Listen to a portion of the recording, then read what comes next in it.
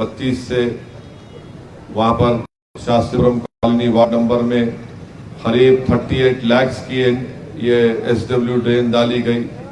फिर एक cement road Sheikh की मस्जिद में के पास डाली गई 25 लाख की लागत से। फिर एक सीमेंट रोड अल करीम पान शॉप के पास डाली गई 22,60,000 की लागत से। और एक सीवरेज लाइन और सीमेंट रोड अदीबा होटल से इलेक्ट्रिकल टावर तक काम हो गया 67 लाख का। फिर अजीज मिल्क और अरमान मेडिकल हॉल से नूर कॉलोनी तक 30,50,000 की लागत से एक सीमेंट रोड डाली गई। फिर अदीबा होटल से ट्रांसफार्मर तक एक 11,50,000 की CC रोड डाली गई। अंसारी रोड में वहां पर भी एक सीमेंट रोड का काम हुआ है 6,90,000 का। फिर एक CC road RMC house number 18-14 से लेकर डाली गई 4,25,000 की।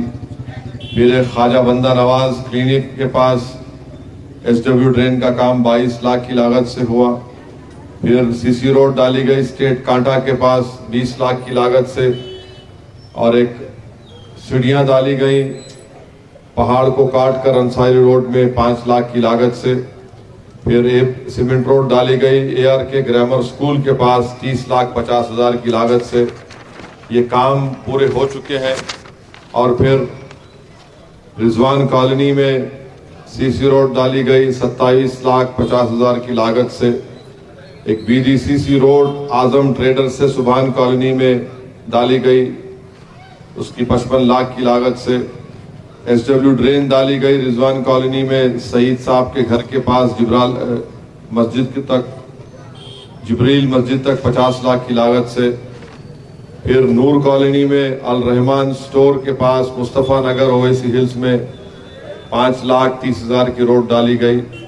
फिर अंडरग्राउंड की सीवरेज लाइन डाली गई आपके CC रोड अदीबा होटल से एंड पॉइंट है उसका हर का नंबर है 19,80,000 की लागत से। और एक अहम काम होना है जो शास्त्रीपुरम का एंट्रेंस है वहां से लेकर रेलवे ट्रैक तक और रेलवे ट्रैक से लेकर वट्टेपल्ली तक एक रोड वाइडनिंग का प्रपोजल है। इंशाअल्लाह ताला इलेक्शन के बाद उसको जल्द से जल्द मंजूर करवाया जाएगा। ये मैं इस बात का इकरार करता हूं कि रेलवे ट्रैक के पास जो ब्रिज का काम हो रहा है बहुत ही सुस्त रफ्तार से हो रहा है। एक अजीब व गरीब एक इफ्लास कॉन्ट्रैक्टर को काम मिला, कई मरतबा हम बोलने के बावजूद भी वो काम में तेजी नहीं पैदा कर रहा है। मगर मुझे यकीन है कि इंशाअल्लाह ताला जल्द से जल्द वो ब्रिज का काम मुकम्मल हो जाएगा। फिर जू से लेकर आपके आराम घर तक आप देख रहे हैं ब्रिज का काम चल रहा है, तो इंशाल्लाह शायद वो काम और एक 6-8 महीने लगेंगे। मगर ये और फिर शास्त्रीपुरम में अंदर वहाँ पर एक इंडोर स्पोर्ट्स कॉम्प्लेक्स बन रहा है जिसमें स्विमिंग पूल होगा, बैडमिंटन के कोर्ट्स रहेंगे, पार्क रहेगा, जिम्नेजियम हॉल रहेगा, एक कम्युनिटी का सेंटर रहेगा। तो अल्हम्दुलिल्लाह ये तरक्याती काम मजलिस की तरफ से मुकम्मल किए जा रहे हैं। यकीनन बहुत से इलाकों में काम करना बाकी है। मैं आपसे वादा कर रहा हूं कि इंशाअल्लाह ताला हमारी कोशिश ये होगी कि जल्द से जल्द उन पूरे कामों को पाए तकमील को पहुंचाया जाए। हमारे उम्मीदवार स्वामी यादव साहब के बारे में बताना ज़रूरी समझता हूं कि बहसीयत रुकने बल्दिया ये 3 साल पहले कारवान के बल्दी हल्के से मुंतखब हुए और उस बल्दी हल्के में वो कामयाबी बीजेपी को चौंका दी। इनकी कामयाबी बीजेपी और कांग्रेस फिरका परस्तों की रातों की नींद उड़ा दी, क्योंकि वहां पर स्वामी यादव के साथ वहां के यादव संगम के लोग थे, गंगापुत्रा संगम के लोग थे, दलित लोग आ गए और एक ऐसा नजर आ रहा था कि तमाम जो सही मानों में सेकुलरिज्म नजर आता वहां पर वो सेकुलरिज्म नजर आ रहा था। और यही वजह है कि स्वामी यादव को कारवान के बल्दी हल्के से एक बड़ी कामयाबी मिली। मुझे यकीन है कि राजेंद्र नगर के असम्बली हल्के में भी जिस तरह उन्होंने तमाम तबकों को साथ लेकर काम किया, राजेंद्र नगर में भी इंशाअल्लाह ताला एक मंसूबाबंद तरीके से अच्छे तरीके से मजलिस के जिम्मेदारान काम कर रहे हैं। मेरी आपसे गुजारिश ये है कि आप अपनी वोट का इस्तेमाल करिए।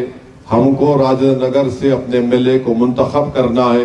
मजलिस की ताकत में इजाफा करना है, ताकि हमारे मसाइल का हल सियासत जरिए से अगर हमको हल करना है तो बगैर अराकीन असम्बली की उसमें इजाफा ना हो नंबर में, हम ज्यादा मसाइल को हल नहीं कर सकेंगे। हम हुकूमत पर दबाव डालकर हमारे काम को हल कराना है। आज आप देखिए कि 7 रुकन असम्बली है मजलिस के अल्हम्दुलिल्लाह तेलंगाना में, मगर आज आप देखते हैं कि मजलिस की नुमाइंदगी पर 201 हम मुस्लिम बच्चे और बच्चियों के लिए स्कूल कायम किए गए, रेजिडेंशियल स्कूल, और उसमें 1,30,000 के करीब तुलबा और तालिबात पढ़ रहे हैं। ये बहुत बड़ा काम मजलिस ने किया। मजलिस के मुखालिफिन को तकलीफ इस बात से होती है कि मिसाल के तौर पर मध्य प्रदेश में चुनाव होने जा रहा है, वहां पर इम्तियाज जलील को मैंने जिम्मेदारी दी, तो बुरहानपुर में पूरा बुरहानपुर एक हो गया वहां पर, और मुझे यकीन है कि इंशाअल्लाह एक अच्छा नतीजा निकलेगा। मगर ये तमाम मुखालिफिन मजलिस को तकलीफ यही है कि आखिर क्यों मजलिस मध्य प्रदेश जाती है, राजस्थान जाती है, झारखंड जाती है, बिहार जाती है, कर्नाटका क्यों जाती है, और मजलिस पर उल्टा ये इल्जाम लगाते कि मजलिस के जाने से ऐसा हो रहा। अरे भाई साहब, आप उत्तर प्रदेश में 402 असेंबली की सीटें, उत्तर प्रदेश में 402 कांग्रेस लड़ी और 1 पे जीती, और बीजेपी वहां पर करीब 250 के ऊपर अपने अराकीन असेंबली को कामयाब कर गई।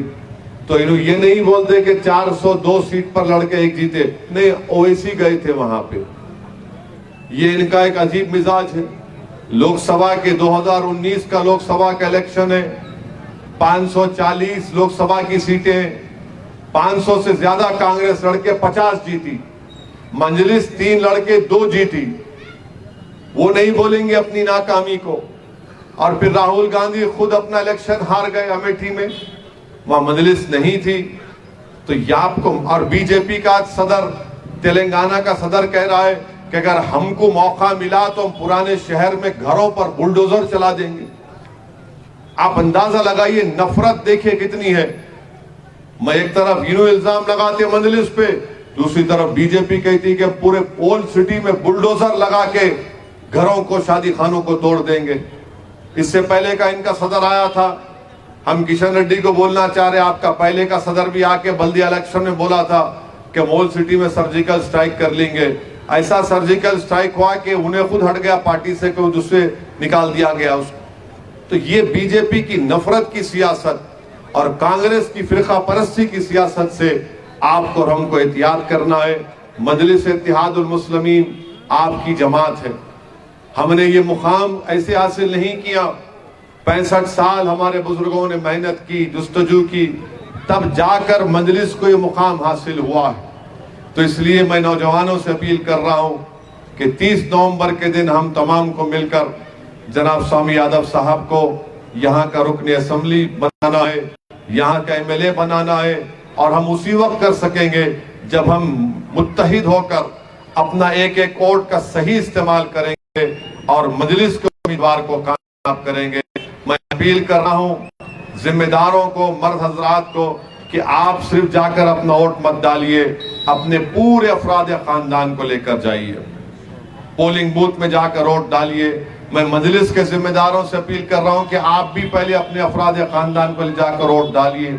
अगर आपके पास वोटर ID कार्ड नहीं है, इलेक्टोरल एपिक कार्ड नहीं है, तो आप आधार कार्ड लेकर जा सकते, आप राशन कार्ड लेकर जा सकते, आपके पास पासपोर्ट है तो पासपोर्ट लेकर जाइए, बैंक की पासबुक है और उसमें आपकी फोटो, ऐसे 9 दस्तावेजात हैं जो आप लेकर जा सकते हैं और अपना वोट डाल सकते हैं। तो मेरी आप तमाम से दवन गुजारिश है कि जहां तक मेरी आवाज पहुंच रही है, खास तौर से मेरे बुजुर्गों से, मेरी इज्जतदार माँ और बहनों से मेरी अपील है कि 30 तारीख के दिन नवंबर की आप निकलकर मजलिस के इंतखाबी निशान पतंग है, पतंग के निशान पर बटन दबाइए, राजेंद्र नगर से अपने MLA को बनाइए। ये मौका हमारे पास है कि अगर हम अपने सही वोट का इस्तेमाल करेंगे तो यहाँ से जरूर इंशाअल्लाह ताला स्वामी यादव आपका MLA बनकर तेलंगाना के असेंबली में जाएगा। इससे ना सिर्फ राजेंद्र नगर का बल्कि हैदराबाद और तेलंगाना के गरीब और मजलूम अवाम की एक बेमिसाल कामयाबी होगी, एक तारीखी कामयाबी होगी जो मुमकिन है बशर्ते कि आप मुत्तहिदा तौर पर अपने वोट का सही इस्तेमाल करें। मैं यही चंद गुजारिशात अर्ज करने के लिए आपके दरमियान में आया था। आपका बेहद शुक्रिया। अस्सलाम वालेकुम व रहमतुल्लाहि व बरकातुहू।